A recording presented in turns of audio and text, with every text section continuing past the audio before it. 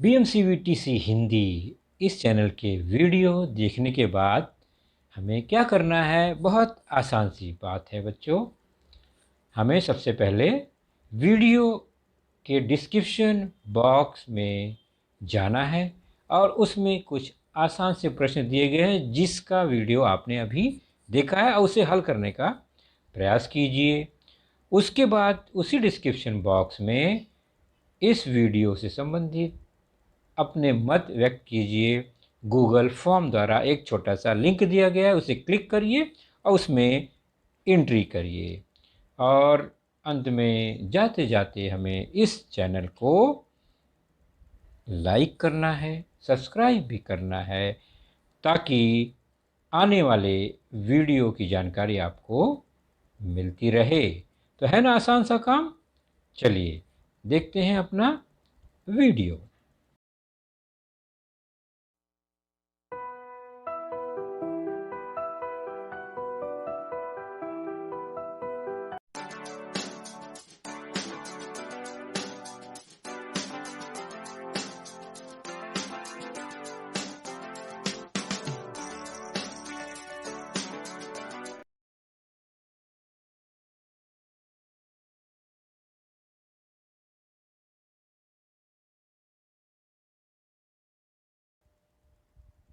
कक्षा सातवीं कक्षा में हमारा विषय है सामान्य विज्ञान।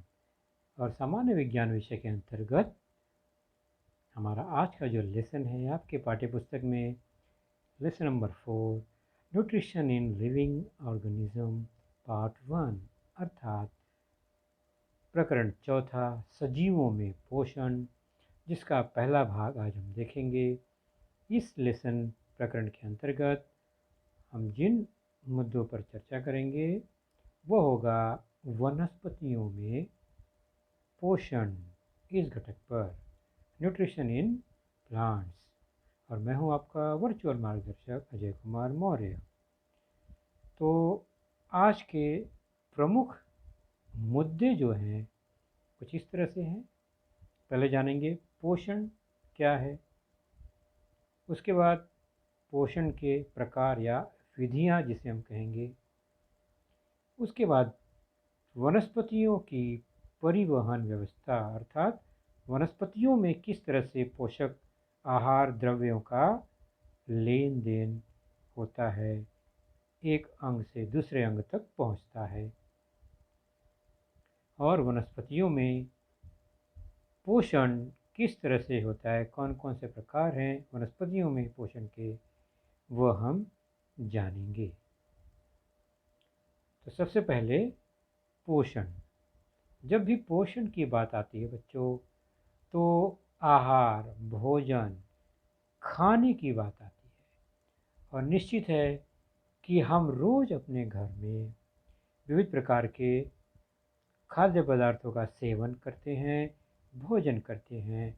तो ये हमारा भोजन होता है, जिसमें गेहूं से बनी हुई रोटियां, मक्के से बनी हुई रोटियां, ज्वार, बाजरे इत्यादि से बनी हुई रोटियां, विविध प्रकार की सब्जियां, दाल, सलाद और नींबू, मिर्ची, कभी स्वाद के लिए पापड़, कढ़ी इत्यादि का प्रयोग हम भोजन में करते हैं। इतना तो पक्का है कि हम अपने भोजन में किसी एक ही पदार्थ को नहीं खाते हैं। पेट भर के रोटी ही नहीं खाते, पेट भर के चावल ही नहीं खाएंगे, केवल सब्जी ही नहीं खाएंगे, केवल दाल नहीं पिएंगे। हम विविध प्रकार के भोजन करते हैं। अलग अलग घरों में, समुदायों में, अलग अलग राज्य, भौगोलिक परिस्थिति अनुसार लोग भोजन करते हैं। वहाँ उपलब्ध खाद्य पदार्थों की अवस्था पर निर्भर करता है कि हम कौन सा भोजन करते हैं। तो ये सारे हमारे भोजन है। ये भोजन की एक थाली है, जिसमें चावल भी है, दाल भी है, सलाद भी है, अचार भी है, कढ़ी भी है, कुछ मिठाई भी दिखाई दे रहा है, रोटियां हैं। तो ये सब हमारे भोजन में विविधता क्यों होती है, कभी आपने सोचा बच्चों? हम अलग अलग तरह के भोजन क्यों करते हैं? उसके अलावा, ये पकाए गए भोजन के अलावा हम बहुत सारे कच्चे भोजन का भी प्रयोग करते हैं। कच्चे फल, कच्ची सब्जियां सलाद के रूप में, दूध, दही, इनका प्रयोग भी अपने भोजन में करते हैं। आपने भी ज़रूर किया होगा। तो सामान्य तौर पर हम अलग अलग प्रकार के भोजन करते हैं, खाद्य पदार्थों को अपने भोजन में शामिल करते हैं। क्या कभी आपने सोचा है कि ऐसा क्यों किया जाता है? भोजन तो आप पहचान ही रहे होंगे कौन कौन से भोजन हैं और हमने किस प्रकार के भोजन को अपनाया है।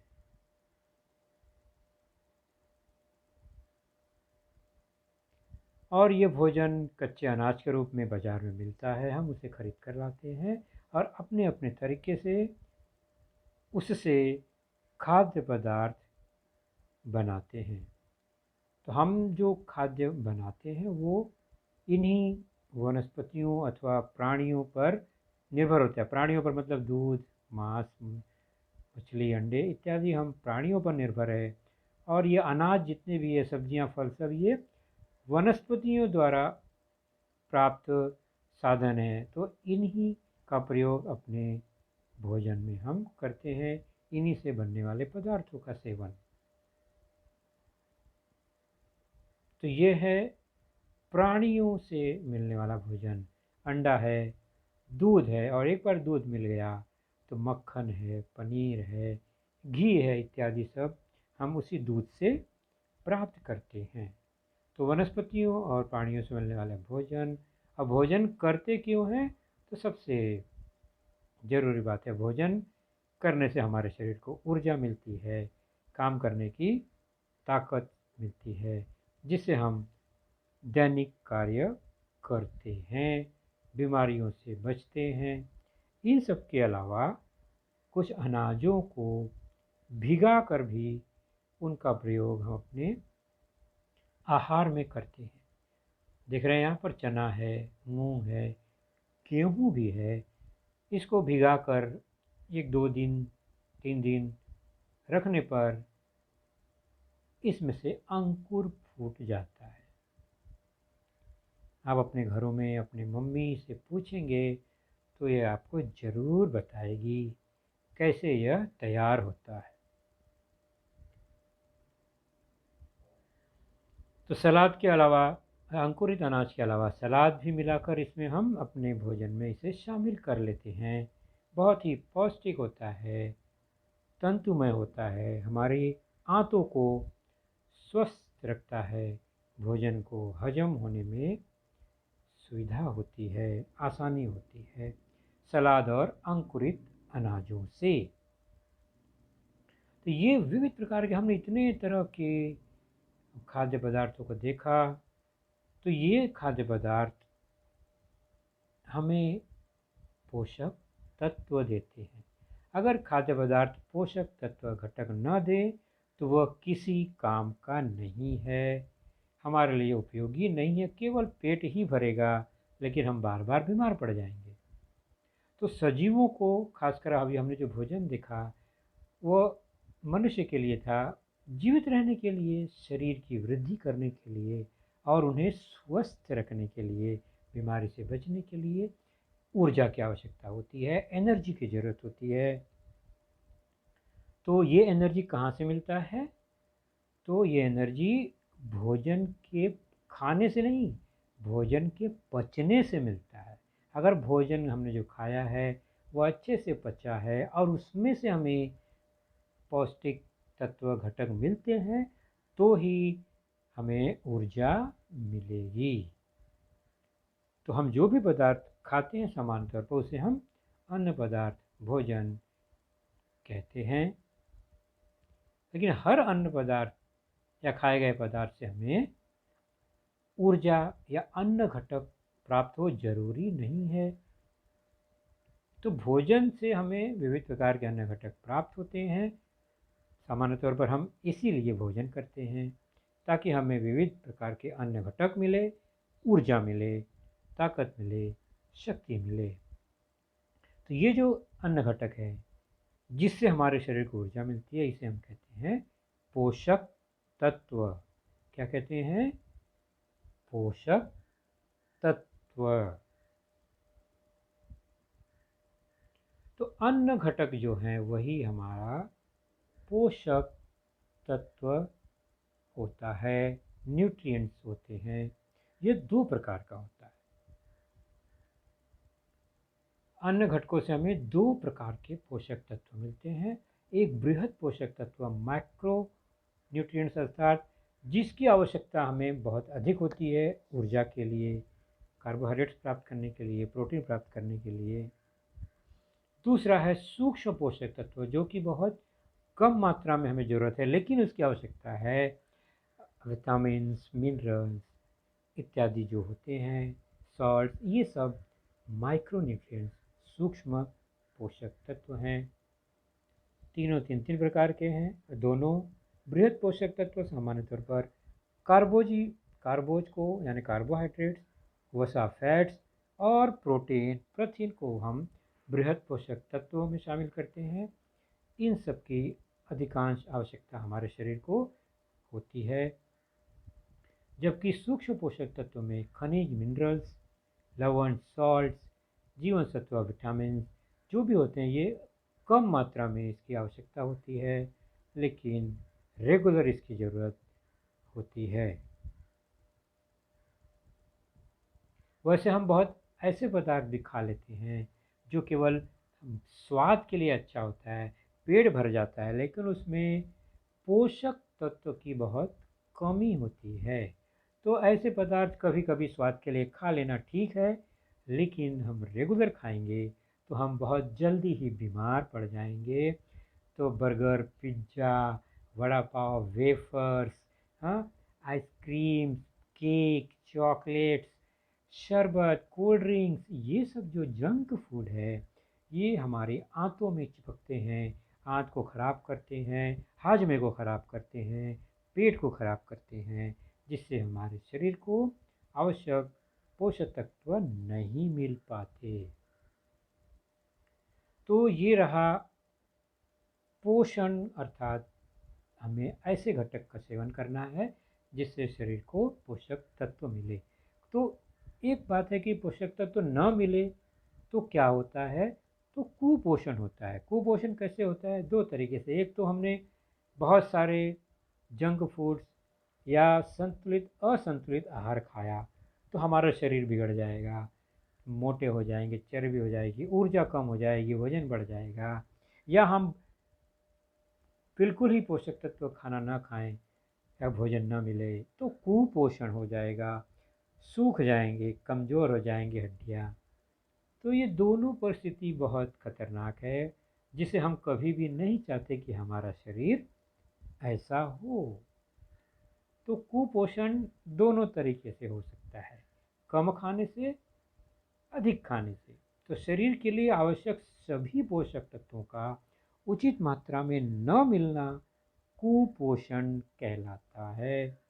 और कुपोषण होने पर शरीर में वृद्धि नहीं हो पाती, शरीर हड्डियाँ कमज़ोर हो जाती हैं, पतली हो जाती हैं, हम सीधे खड़े भी नहीं हो पाते हैं, कमर, पीठ सब झुक जाता है।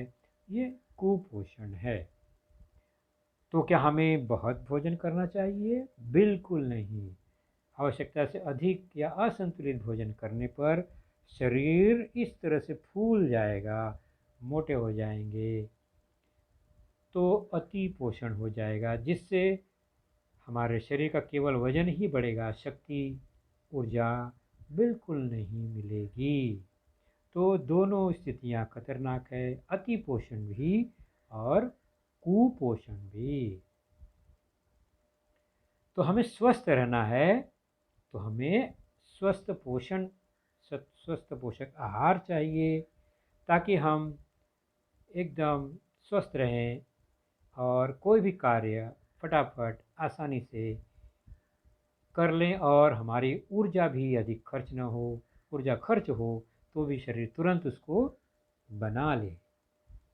तो पोषण बहुत ज़रूरी है, चाहे वो वनस्पति हो, चाहे वो प्राणी हो। तो सजीवों को पोषण की आवश्यकता होती है। और पोषण क्या है?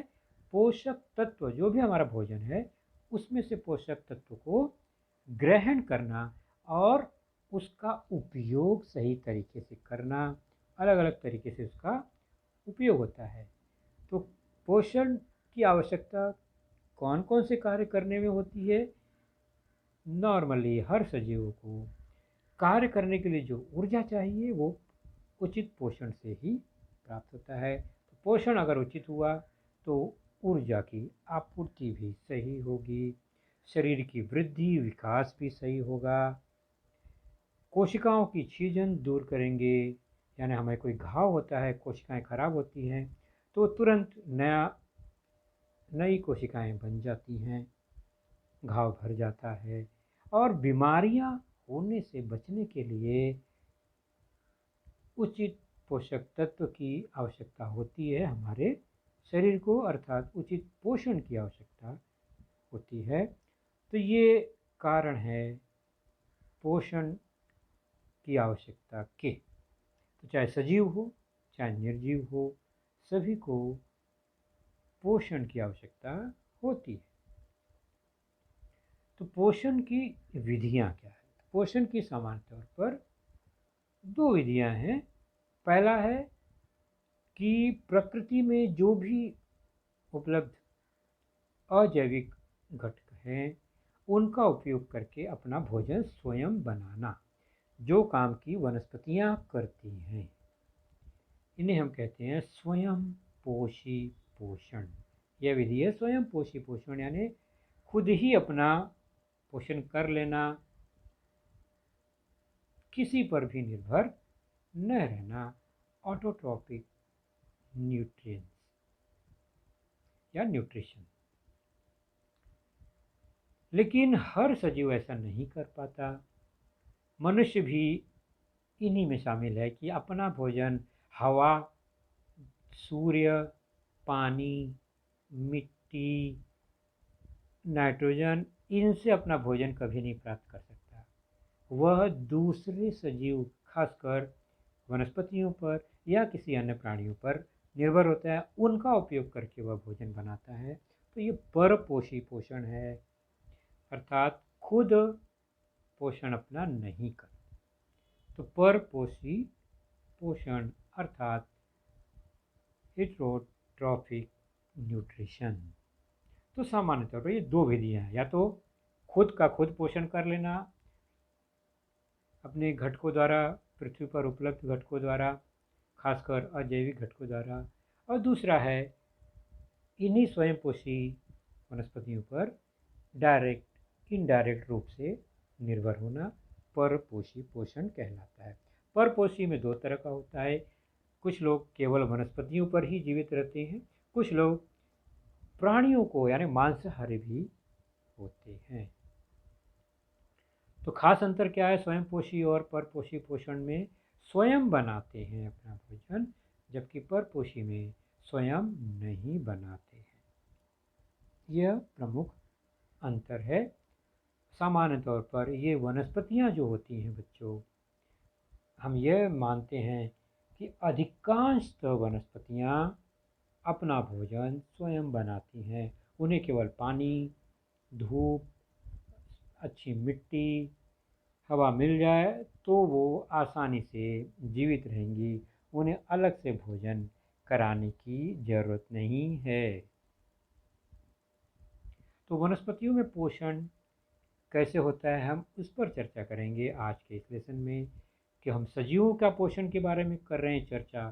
सजीवों में वनस्पतियां भी हैं, सजीवों में प्राणी भी हैं, तो प्राणी पर चर्चा हम आज नहीं करेंगे। चलते हैं वनस्पति जगत के पोषण में। तो वनस्पतियों में भी ऐसे ऐसे प्रजातियां हैं जिनमें अधिकांशतः स्वयंपोषी हैं, यानी खुद अपना भोजन तैयार करती हैं, मैंने अभी बताया। लेकिन कुछ ऐसे हैं जो मिलजुल कर भोजन बनाते हैं, यानी एक वनस्पति कुछ साधन देता है, दूसरा वनस्पति उसका प्रयोग करता है और उसे कुछ मदद करता है, सहजीवी पोषण। तीसरा है परपोषी, अर्थात पूरी तरह वह दूसरी वनस्पतियों पर ही निर्भर है।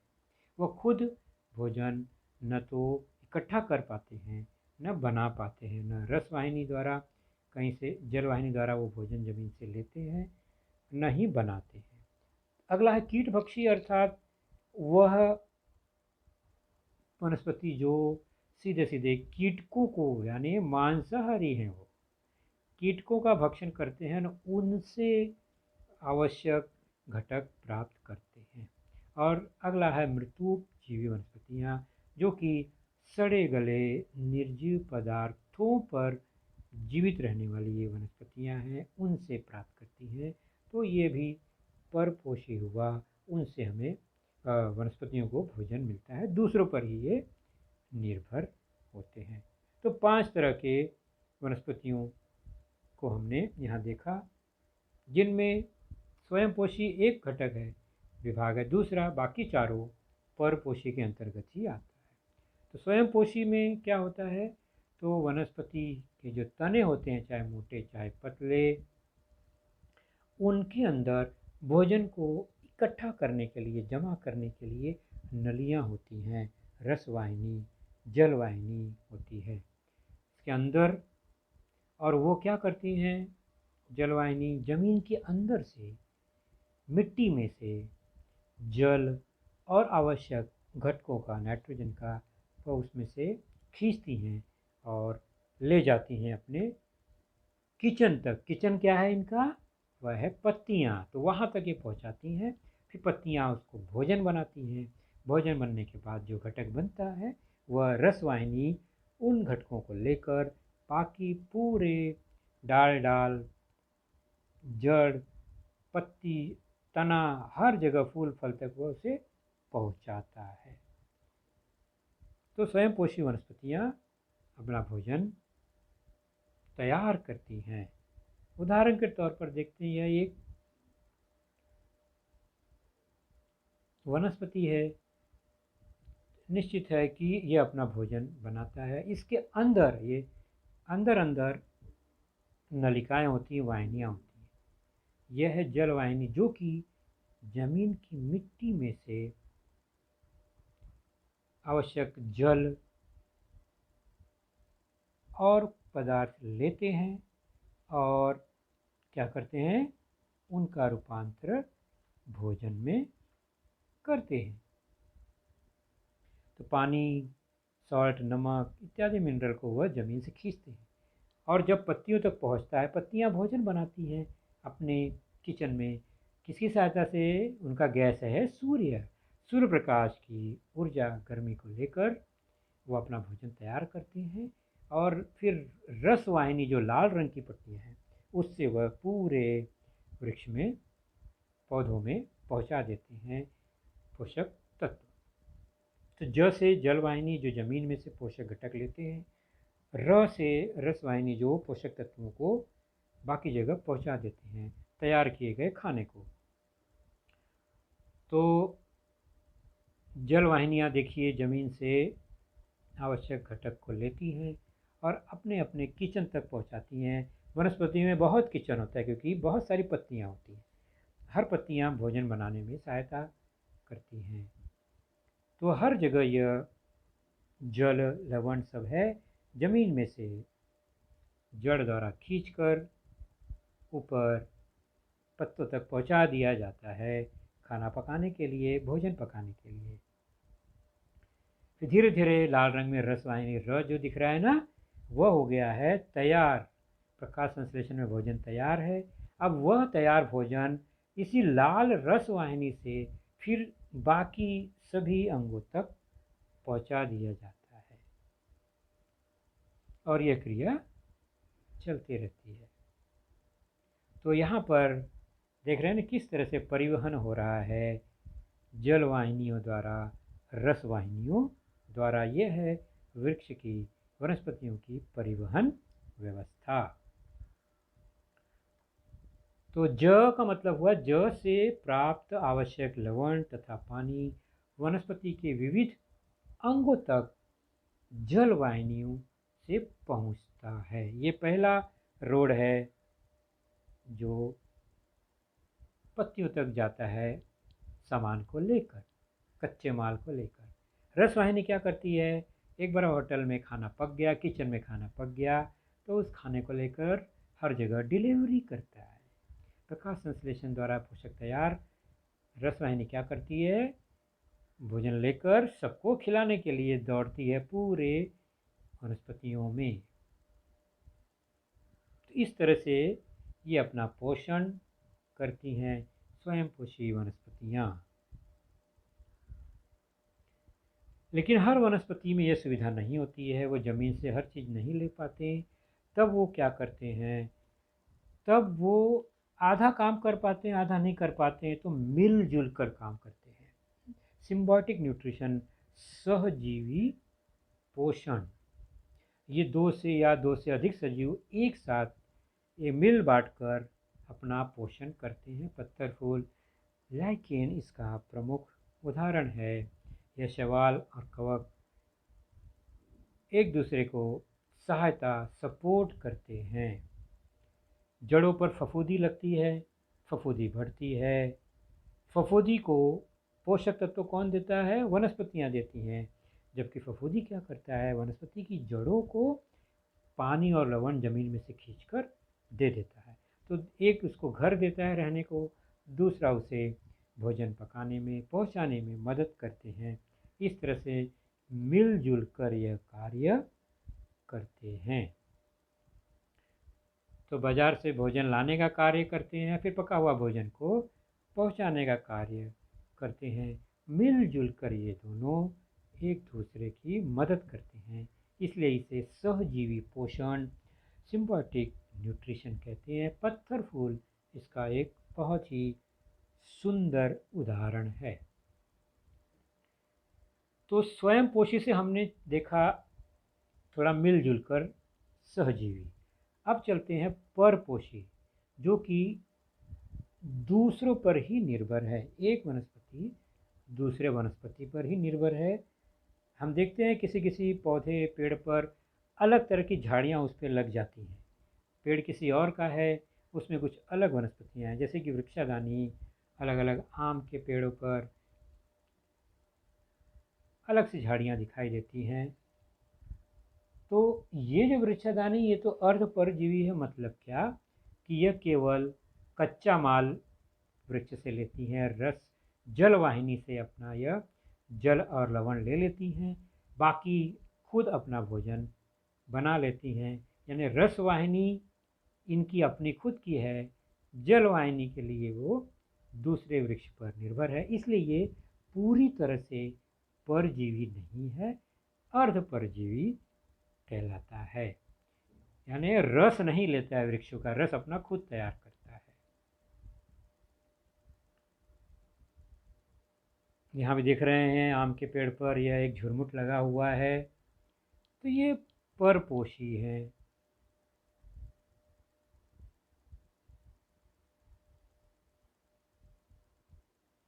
इनकी पत्तियां अपना भोजन खुद बनाती हैं। तो किचन दोनों पेड़ का अलग अलग है, लेकिन जो कच्चा माल है जल तथा लवण वह एक ही है दोनों के लिए। तो ये हिस्सा देख रहे हैं ना, ये अलग पत्ती है। ऊपर जो पेड़ है आम का वह अलग है, लेकिन एक ही पेड़ पर ये दोनों दिखाई दे रहे हैं। तो ये अर्ध परजीवी है, क्योंकि भोजन तो ये बना रही हैं, कम से कम केवल बैठ बैठ के अपना भोजन नहीं लेती हैं दूसरों से।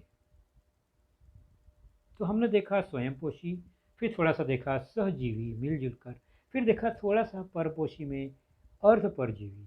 अब आगे चलते हैं परपोषी वनस्पतियों में, जो पूरी तरह से दूसरों का ही भोजन खाती हैं, अपना कुछ भी नहीं करती। दूसरे पेड़ को मार देंगी लेकिन वो खुद जिंदा रहेंगी, दूसरे का सारा भोजन खा जाती हैं। नाम है इसका अमरबेल।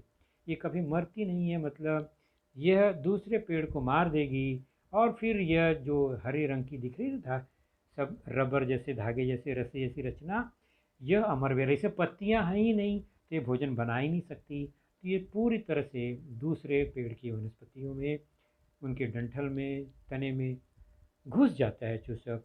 मच्छर की तरह वह चूसता है उसके रस को और जिंदा रहता है।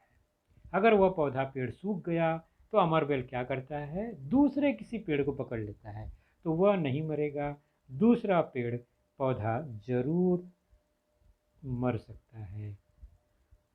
तो अमर बेल इसलिए इसका नाम है। देखिए किस तरह से बारीक बारीक पतले पतले पीले रंग के तंतुमय रचना है, अमर बेल नाम है इसका।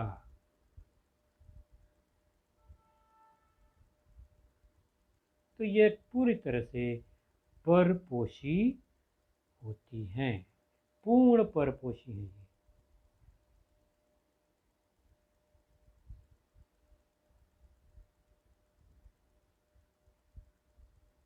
तो किस तरह से वह दूसरे पौधे पर ही निर्भर हैं, उनको लपेटती हैं और उनके चूसक जो है बारीक बारीक रुआएं वह दूसरे पौधे के तने में जड़ जाती हैं, जम जाती हैं।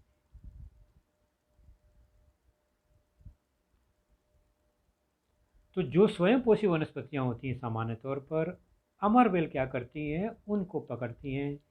तंतुमय जाल जैसा होता है, पत्तियां होती नहीं हैं इसमें, भोजन नहीं बना सकती, तो ये स्वयं पोषी वनस्पतियों को पकड़ती हैं और उनके रस को ले लेती हैं। उनकी जल वाहिनियों, उनकी रस वाहिनियों दोनों पर कब्जा करती हैं और आवश्यक भोजन पानी ले लेती हैं। अमरबेल नाम है इसका। तो ये जितने भी अभी हमने देखे परपोषी, ये दूसरे पौधों पर ही निर्भर हैं, लेकिन कुछ पौधों के पत्तियों की रचना कुछ इस तरह से है कि उन्हें अगर नाइट्रोजन या आवश्यक घटक नहीं मिलता है तो वे कीटकों का भक्षण करती हैं और उनसे घटक प्राप्त करती हैं। इसलिए ये कीट भक्षी वनस्पति कहलाती हैं। एक पत्ती इस तरह से है जिसकी रचना इस तरह से मुड़कर होती है कि वह घड़े जैसा दिखाई देता है, इसलिए इसका नाम है घटपर्णी पिचर प्लांट। दूसरा है वीनस फ्लाई ट्रैप। यह किस तरह से वो मक्खियों को कब्जे में जकड़ लेता है, कब्जे में, तो वीनस फ्लाई ट्रैप इसका नाम है। जाल की तरह वह पकड़ लेता है। ये कीटकों को अपना भोजन बना लेती हैं घटक प्राप्त करने के लिए। किस तरह से कीट भक्षी वनस्पतियाँ, मांसाहारी वनस्पतियाँ, शिकारी वनस्पतियाँ हैं ये। घटपर्णी हुआ, वीनस फ्लाईट्रैप हुआ, ये है ड्रासेरा, चिपचिपा गोंद वाला एक पौधा जिसके गोंद से चिपक कर कीटक उसी में फंस जाता है, मर जाता है और उसके घटक को यह पौधे ले लेते हैं, सूख लेते हैं, खींच लेते हैं। नाम है ड्रासेरा। तो अलग अलग प्रकार के पौधे, कीट भक्षी, मांसाहारी, शिकारी। कीटक वहाँ पहुँचता है, चिपक जाता है और फिर वो जकड़ लेती हैं ड्रासेरा।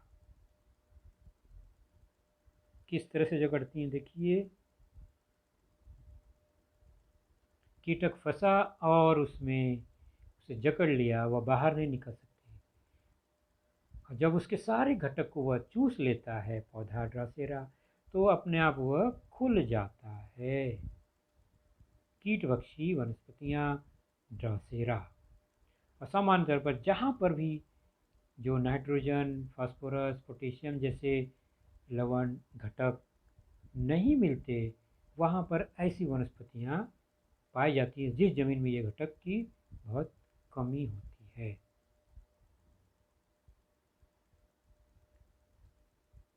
तो वीनस फ्लाईट्रैप हमने देखा, उसके अंदर किस तरह कीटक फंस जाते हैं, जाल नुमा है रचना उसकी, ये हमने अभी देखा।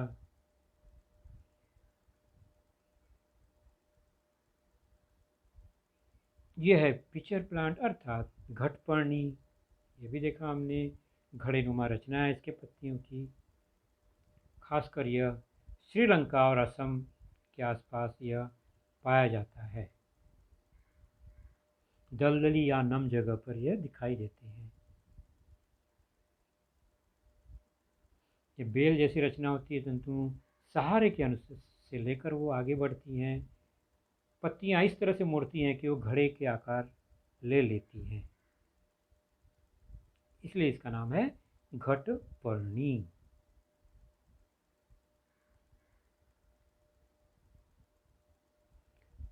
कोई भी प्राणी, छोटा प्राणी, उस घड़े में घुसता है तो ढक्कन बंद हो जाता है, घुटकर मर जाता है और उसके घटकों को यह पौधा सोख लेता है, अवशोषित कर लेता है। तो कीटभक्षी यानी मांसाहारी भी हैं, परपोषी जो कि दूसरे वनस्पतियों से भोजन प्राप्त कर लेते हैं। अगला है मृतोपजीवी वनस्पति यानी मृत साधनों पर यह जीवित रहती हैं। सड़े गले मृत अवशेषों पर भी यह पौधे जीवित रहते हैं।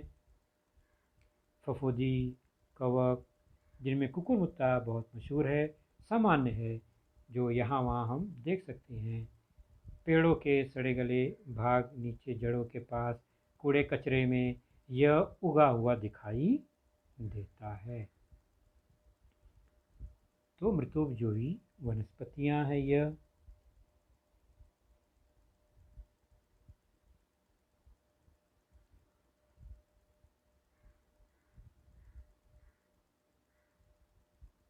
विविध आकार प्रकार रंग के भी ये दिखाई देते हैं।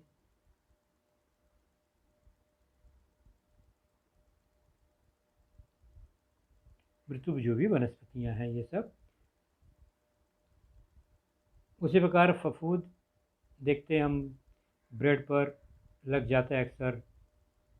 रोटी को भी हम भिगा के एक दो दिन छोड़ दें ऐसी तो उस पर फफूंदी लग जाती है। उसको हम ध्यान से देखें तो उसमें तो पर्णहरित होता ही नहीं, पत्तियाँ तो भोजन नहीं बना पाती। इसलिए क्या करती हैं वो दूसरे पदार्थों से अपना भोजन आवश्यक घटक प्राप्त करती हैं। यह है फफूंदी। ध्यान से देखेंगे तो कुछ इस तरह से दिखाई देता है।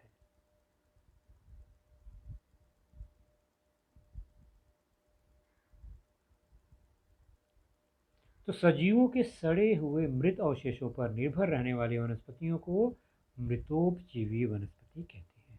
तो सड़े गले हुए मृत अवशेषों पर, और बाकी इसके पहले जो थे वे जीवित सजीवों पर ही निर्भर हैं वनस्पतियाँ।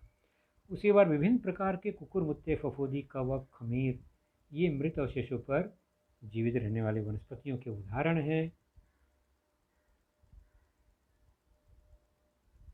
मृत अवशेषों पर गिरने वाले फफूंदी के पाचक रस से इन अवशेषों के कार्बनिक पदार्थों का विघटन होता है,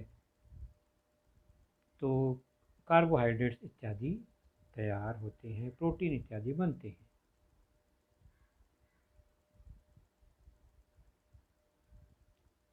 फफूंदी इन्हीं को अवशोषित करता है, पोषक द्रव्य प्राप्त करता है।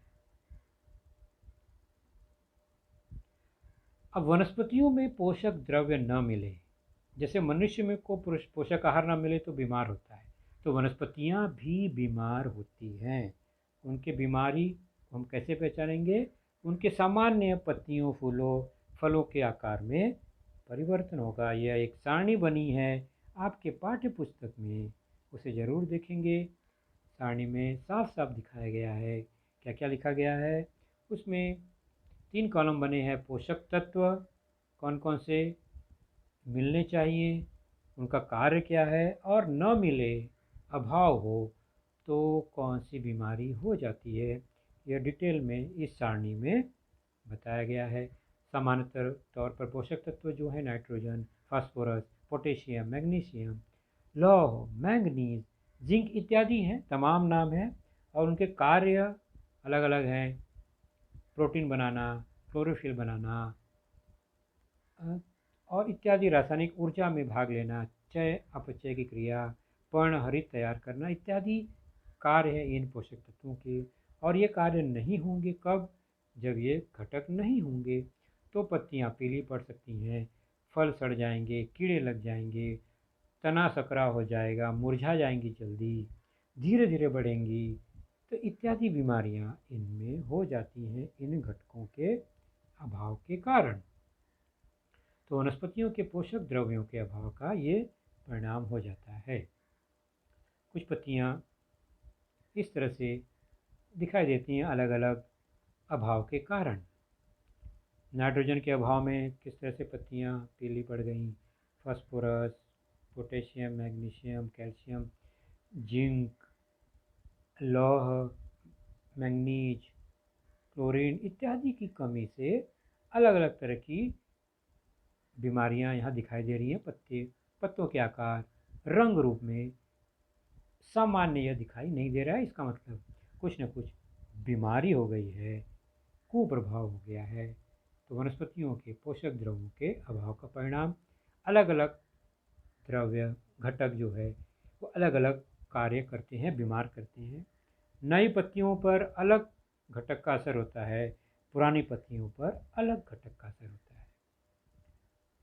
तो पुरानी पत्ती अगर बीमार है तो उसमें निश्चित अलग अलग तरह के घटक की कमी है, और नई पत्तियां अगर बीमार हैं तो उनमें दूसरे प्रकार की कमी होगी। कुल मिलाकर घटक की कमी से नई और पुरानी पत्तियों पर उसका प्रतिकूल असर पड़ता है। तो वनस्पतियों के पोषक द्रव्यों के अभाव का परिणाम यहाँ पर हम आकृति चित्र में देख रहे हैं। किस तरह से वनस्पतियों की पत्तियाँ अलग रंग या उन्हें बीमारी लग रही है, पूरी तरह से हरा भरा यह दिखाई नहीं देता। चलिए अब इन्हीं घटकों पर आधारित कुछ स्वाध्याय हो जाए। जोड़े मिलाओ पहला है, दो समूह में यह बटा है। पहला समूह है परजीवी वनस्पति, कीटभक्षी, मृतोपजीवी, सहजीवी वनस्पति, और उनके कुछ उदाहरण समूह ब में दिए गए हैं। कुकुरमुत्ता, पत्थर फूल, अमरबेल, ड्रासेरा। जोड़े मिलाना है कि यह किस प्रकार के वनस्पतियाँ इनमें पोषण होता है। तो परजीवी अर्थात पूरी तरह से अमरबेल, कीटभक्षी ड्रासेरा, मृत्युपजीवी तो यह निश्चित है कि कुकुरमुत्ता, सहजीवी पत्थर फूल मिलजुल कर पोषण करना। इस तरह से यह जोड़ियां मिलाई गई। सत्य असत्य कथन पहचानना है, आसानी से पहचान लेंगे आप। भोजन से हमें विभिन्न प्रकार के अन्य घटक प्राप्त होते हैं। सत्य है, बिल्कुल। अन्य घटकों को पोषक तत्व कहते हैं, बिल्कुल सही।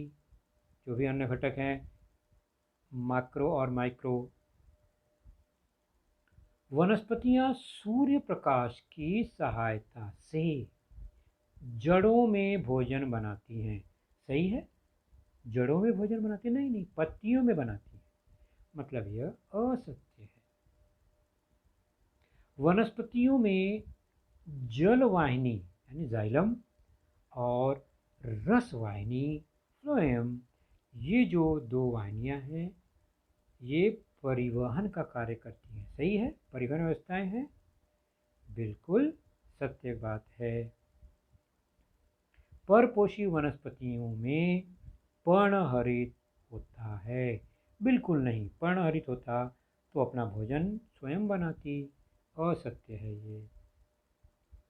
और सजीवों के सड़े हुए मृत अवशेषों पर निर्भर रहने वाली वनस्पतियों को कीटभक्षी वनस्पतियां कहते हैं।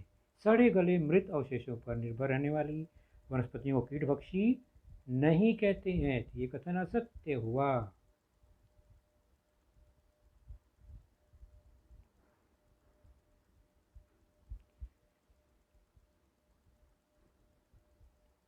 तो ये हमने देख लिया अलग अलग प्रकार के सत्य असत्य कथन। अभी हमने देखा इन्हें, ये रिपीट हुआ है। रिक्त स्थान भरना है, यह एक स्वाध्याय आपके लिए बहुत आसान है। वाक्य पढ़ेंगे। पत्तियों की हरित लवक क्लोरोप्लास्ट में क्या होता है जिससे वे भोजन बनाती हैं। वनस्पतियों को भी के लिए भोजन की आवश्यकता होती है, अन्य घटकों को ही कहते हैं। और वनस्पतियां सूर्य प्रकाश का रूपांतरण किस में करती हैं। इन चारों में से सही उत्तर चुनना है। हरित लवक में पर्ण हरित होता है। वनस्पतियों को भी वृद्धि के लिए भोजन चाहिए, बिल्कुल सही। अन्य घटकों को ही पोषक तत्व कहते हैं। और वनस्पतियां जो हैं प्रकाश ऊर्जा का रूपांतरण केमिकल रासायनिक ऊर्जा में करती हैं। तो रासायनिक सही उत्तर हुआ।